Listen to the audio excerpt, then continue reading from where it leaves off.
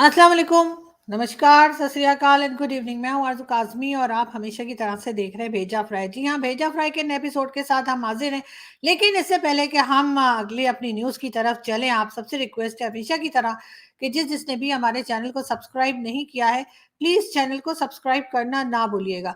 सबसे पहली बात जी हम करेंगे प्राइम मिनिस्टर शहबाज शरीफ साहब की। जी हाँ, प्राइम मिनिस्टर शहबाज शरीफ साहब जो है वो आजकल कतर के विजिट पर हैं और वहाँ पे यूएन की कॉन्फ्रेंस चल रही है और मुझे उम्मीद है कि वहाँ जाकर, वैसे हल्की-फुल्की उम्मीद रखनी चाहिए, तो मुझे हल्की-फुल्की सी उम्मीद है कि शहबाज शरीफ साहब जो है यूएन कॉन्फ्रेंस कतर में जाकर जो है वो कश्मीर, कश्मीर या भारत, भारत के बजाय जो है पाकिस्तान, पाकिस्तान का नारा लगाएँगे और पाकिस्तान के लिए बताएँगे कि पाकिस्तान की इकोनॉमी की क्या कंडीशन है और पाकिस्तान में किस चीज़ की ज़रूरत है और किस तरह से हम पाकिस्तान को बेहतर बना सकते हैं। शायद वो उस पे बात कर लें, हो सकता है कर ही जाएँ, इसलिए कि अब तो जो लोग डिक्टेशन बना के देते हैं, जो उनको पर्चियाँ देते हैं या किसी भी प्राइम मिनिस्टर को बताते हैं कि आपने जाकर वहाँ पे ये बात करनी है, अपनी तरफ से कुछ नहीं कहना, तो उन लोगों को भी शायद अभी अंदाज़ा हो गया है कि हमारी इकोनॉमी जो है उसकी क्या हालत हो गई है, बल्कि इकोनॉमी की हालत क्या, इकोनॉमी रही ही नहीं, इकोनॉमी तो कब की, आप समझ रहे हैं ना?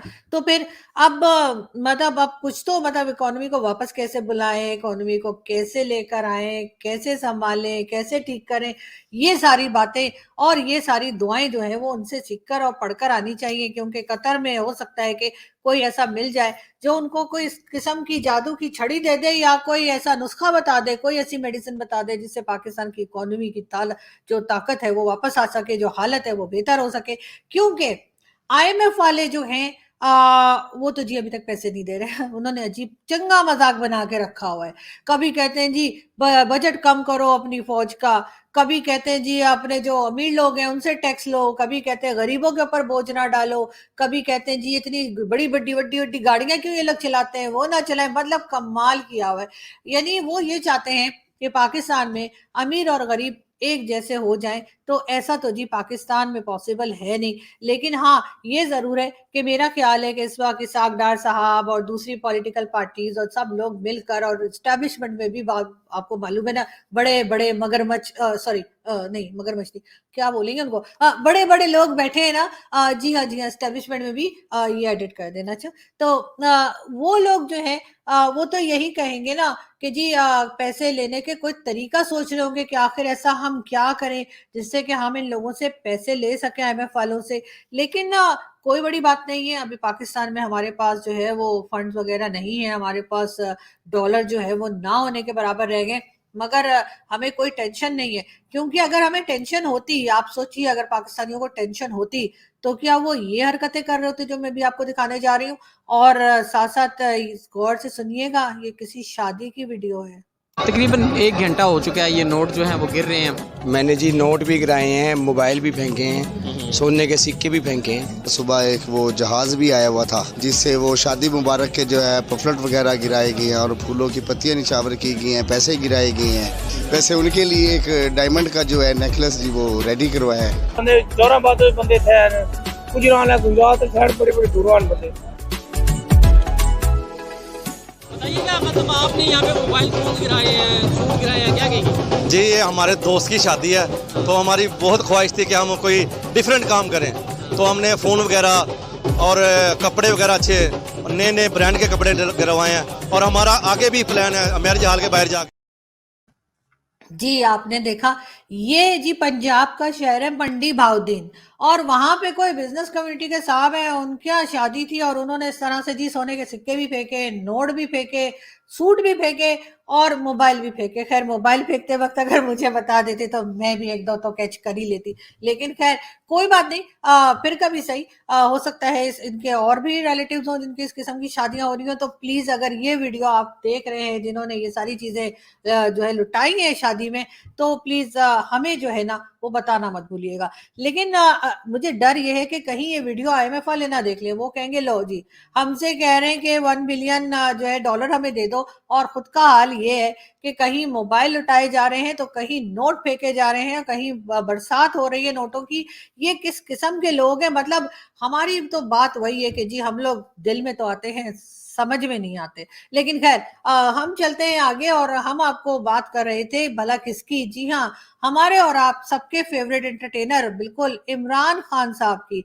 इमरान खान साहब जी, सुबह संडे मैंने सोचा चलो जी जरा पकौड़े वकौड़े बनाएंगे, आराम से बैठ के पकौड़े चाय के साथ जो है वो मैं टीवी देखूंगी और कोई पिक्चर विक्चर देख लूंगी, कोई नई पुरानी कोई तो आई होगी ना।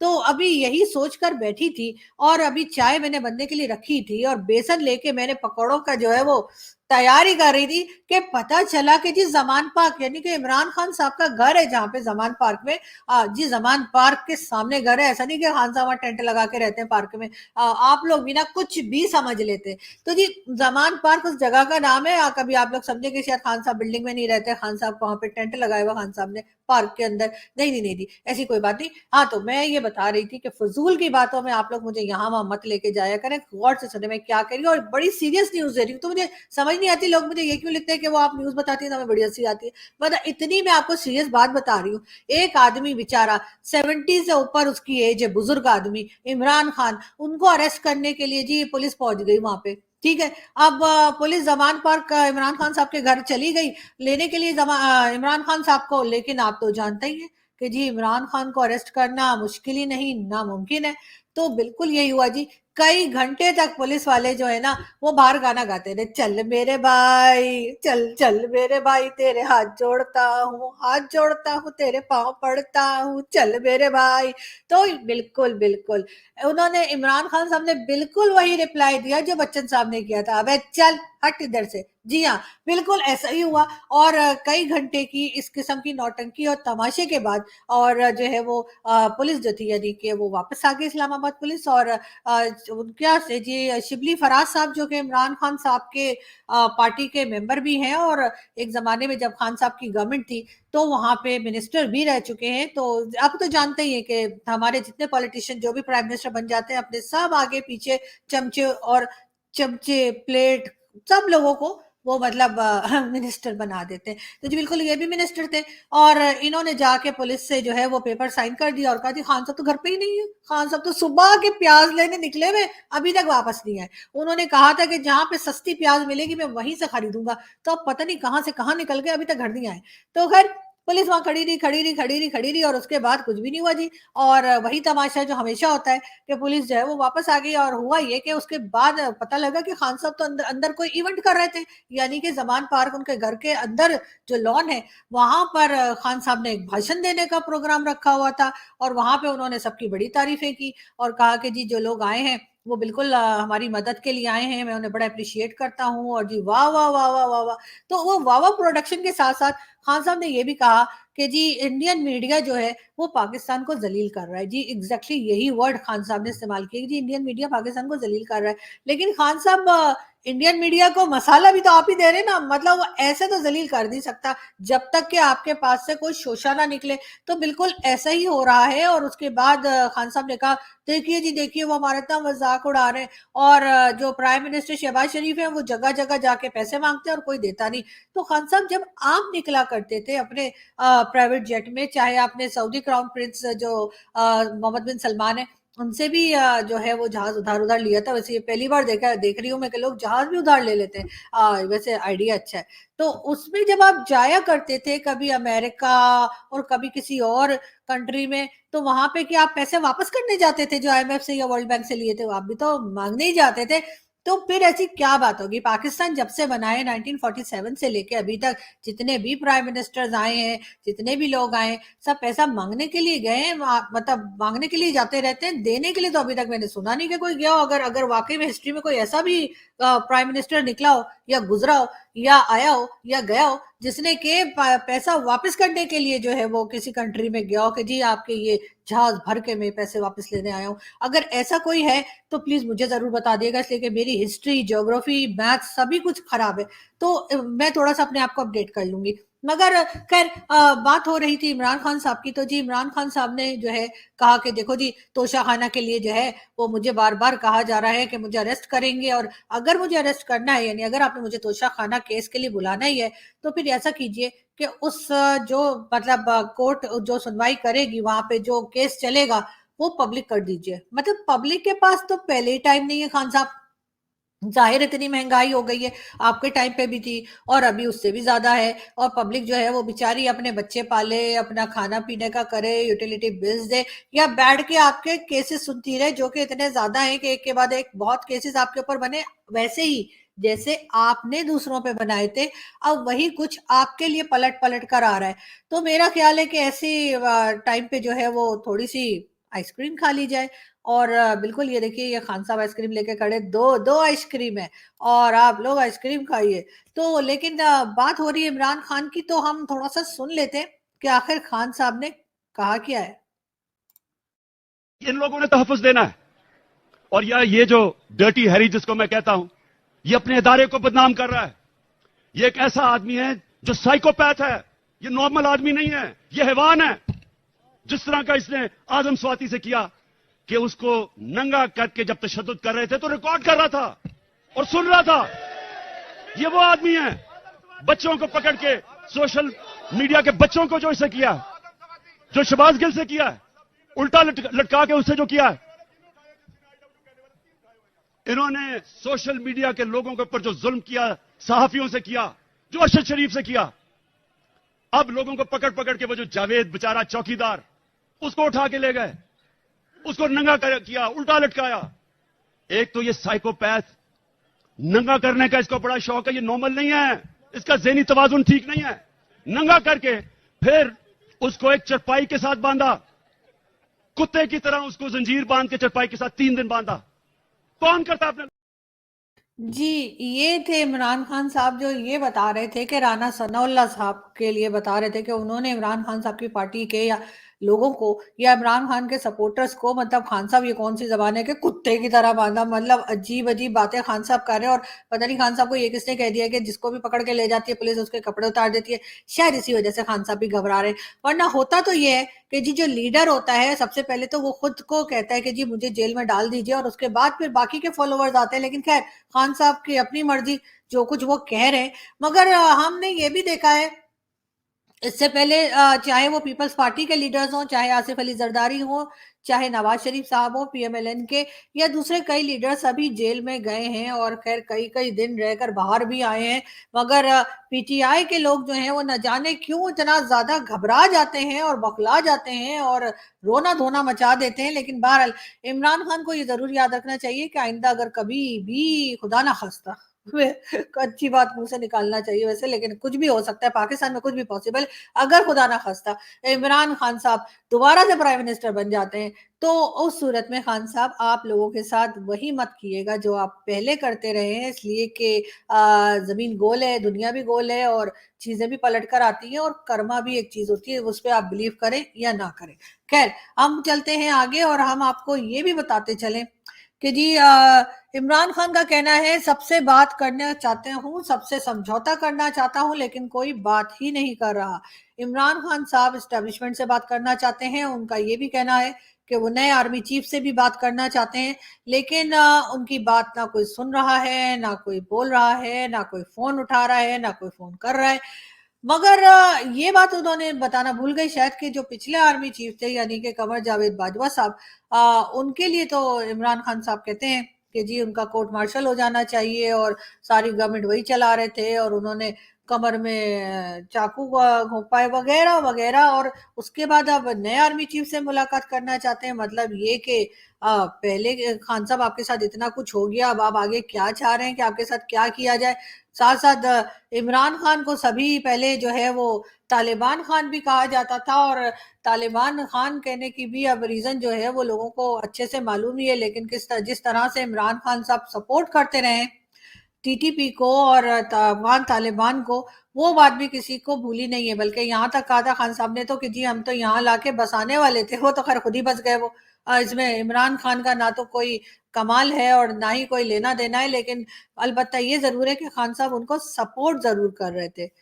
लगता है आर्मी चीफ मुझे अपना दुश्मन समझ रहे हैं, कोई बात करने को तैयार नहीं, तो मैं क्या करूं। बिल्कुल जी खान साहब, अगर कोई बात करने को तैयार नहीं है तो आप चुप करके बैठ जाइए, उनका पीछा छोड़ दीजिए और समझ लीजिए कि फिलहाल आपकी बारी नहीं आई है। लेकिन ये जरूर है कि अपने लोगों को समझाइए कि मजीद अगर उन्होंने किसी उल्टे सीधे नारे लगाए आपके कहने से, जो कि फवाद चौधरी साहब पहले लगाते रहे और किस किस्म के नारे, और उसके बाद उनकी जो चित्रौल हुई थी वो भी सबको याद है, लेकिन वो नारा मैं आपको सुनाती हूँ। रहेंगे तेरा बाप भी देगा, तेरा बाप भी देगा, हम छीन के लेंगे। जी, ये थे फवाद चौधरी साहब, और न जाने किसके बाप से कह रहे थे कि आज़ादी लेंगे, लेकिन उसके बाद इनके बाप पकड़ के ले गए और उसके बाद इनको सारे नाम याद करा दिए। लेकिन अब मेरा ख्याल है फवाद चौधरी साहब इस किस्म के नारे नहीं लगाएंगे, मगर वो ये ज़रूर है कि इमरान खान के साथ है और इमरान खान को फुली सपोर्ट कर रहे हैं। उस पर बड़ी क्लियर पोजीशन थी कि हुकूमत ने गलत किया ये, और हुकूमत की जानिब से आप तो हुकूमत खुद मान, जो उस वक्त की हुकूमत ने खुद कह रही है हमें प्रेसिडेंट बनवा के काम कराया गया था। मैं सिर्फ ये जानना चाह रहा हूं कि क्या अगर कोई सियासी जमात बेंच पर बायस का इल्जाम लगाती है, उन पर इल्जामात लगाती है, तो आप जी, ये साहब जब बीच में बैठ के खा रहे थे, और ये पीएमएलएन के मेंबर हैं, और मेरा ख्याल है इनकी वीडियो मैंने सबको इसलिए दिखाई थी कि ये भी एक तरीका है टॉक शो में जाने का, कि पीटीआई वाले और एंकर और कोई दूसरे लोग लड़ रहे हो तो आप आराम से बैठ के कुछ खाइए पिए और ऐश कीजिए। तो बिल्कुल पीएमएलएन के मेंबर जो है वो बिल्कुल इसी तरीके से हमें एकदम पुरसुकून नजर आ रहे थे, और लग रहा था कि काफी खुशगवार मूड में हैं। मगर साथ साथ हम आपको ये भी बताते चले कि जी महंगाई जो है वो तो आईएमएफ ने पैसे दे या ना दे, महंगाई जो है पाकिस्तान में हो चुकी है, हर चीज की प्राइस डबल हो गई है, लोग काफी परेशान हैं, उनकी समझ में नहीं आ रहा कि अब क्या करें और किस तरह से घर को चलाएं। इसलिए कि चाहे कोई भी चीज आप लेने के लिए जाइए, आपको पहले के मुकाबले में हर चीज जो है वो डबल प्राइस पे मिलती है। और गवर्नमेंट का यही कहना है कि जी हम कोशिश कर रहे हैं, हम सारा बोझ जो है पब्लिक पे नहीं पड़ने देंगे, लेकिन जाहिर है कि ये सुनी सुनाई बात है, इसमें असर कोई नहीं है।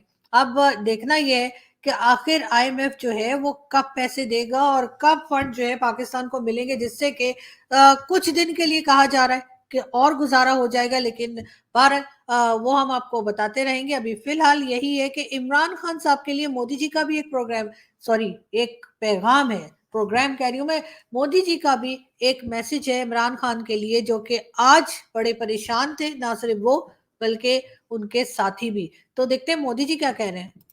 आप लोग रोना बंद कीजिए, मेरे तक आवाज आ रही है। आप लोग रोना बंद कीजिए, मेरे तक आवाज आ रही है। जी हाँ, आप लोग रोना बंद कीजिए, मेरे तक आवाज आ रही है, ये कहना है नरेंद्र मोदी जी का। और मेरा ख्याल है इमरान खान साहब को अब रोना बंद कर देना चाहिए, और ये देखना चाहिए कि आगे किस तरह से तमाम पॉलिटिकल पार्टीज मिलकर पाकिस्तान को संभाल सकती हैं, इसलिए कि इसके अलावा कोई दूसरा रास्ता नहीं है, और जिस तरह से प्रॉब्लम चल रही है वो तो मौजूद ही है। लेकिन 7 को हम देखते हैं कि 7 मार्च को अदालत ने कहा है कि तोशाखाना केस में इमरान खान और उनके साथ साथ बुशरा बीबी, जी हाँ, इमरान खान की इस वक्त जो मौजूदा बीवी हैं बुशरा बीबी, उनको भी अदालत ने तलब किया है, और अदालत ने कहा है कि इमरान खान और बुशरा बीबी दोनों अदालत में हाजिर हो। साथ साथ फराग होगी वही जो बड़े बड़े जहाजों में और बड़े बड़े महंगे हैंडबैग लेके घूमती फिरती हमें नजर आ रही थी, उनके लिए भी कहा जा रहा है कि उनको वापस पाकिस्तान बुलाया जाएगा, जो कि इस वक्त मेरे ख्याल दुबई में है, और उन्हें भी वापस बुलाएंगे, और फिर देखते हैं कि किस तरह से ये केस आगे बढ़ता है। इससे पहले तो जब केस चल रहे थे इमरान खान साहब के, तो ये भी सुनने में आया था कि बहुत सारे मुर्गियां मुर्गे लेके बनी गाला में ऊपर जलाए जा रहे थे, और कोई मंत्र शंतर पढ़े जा रहे थे कि कोई किसी तरीके से ये प्रॉब्लम जो है इमरान खान के सर से हट जाए। तो अब देखते हैं कि क्या करते हैं, क्योंकि जब से इमरान खान के उस पॉलिटिकल रैली में हादसा हुआ है, तकरीबन 5 मंथ्स हो गए, तब से इमरान खान साहब जो है वो बनी गाला में नहीं है, और वो लाहौर जमान पार्क वाले घर में ही रह रहे हैं। तो अब देखते हैं कि आखिर इमरान खान साहब बनी गाला वापस क्यों नहीं आ रहे, यानी कि वो अगर अदालत में पेशी के लिए भी आते हैं तो अदालत में बातचीत करके वो दोबारा लाहौर चले जाते हैं, और लाहौर से ही वो अपनी पूरी पॉलिटिकल पार्टी पाकिस्तान तहरीक इंसाफ को चला रहे हैं। अब देखते हैं, इंतजार करते हैं कि आखिर बनी गाला की बारी कब आएगी, और बनी गाला में कुछ सन्नाटा सा है क्योंकि खान साहब मौजूद नहीं है। तो हम उम्मीद करते हैं कि जल्द ही हम देखेंगे कि वह इमरान खान साहब जो है वो बनी गाला भी जो है वो अपना एक चक्कर लगाएंगे, घर है आखिर उनका। मगर ये जरूर है कि पंजाब और केपीके के इलेक्शंस जो अनाउंस किए गए हैं प्रेसिडेंट आरिफ अलवी की तरफ से, उस पे भी एक नज़र हम रखेंगे और आपको जो है अपडेट करते रहेंगे। हम अपना बहुत ज़्यादा ख्याल रखिएगा और हमारे चैनल को सब्सक्राइब करना ना भूलिएगा। Thank you.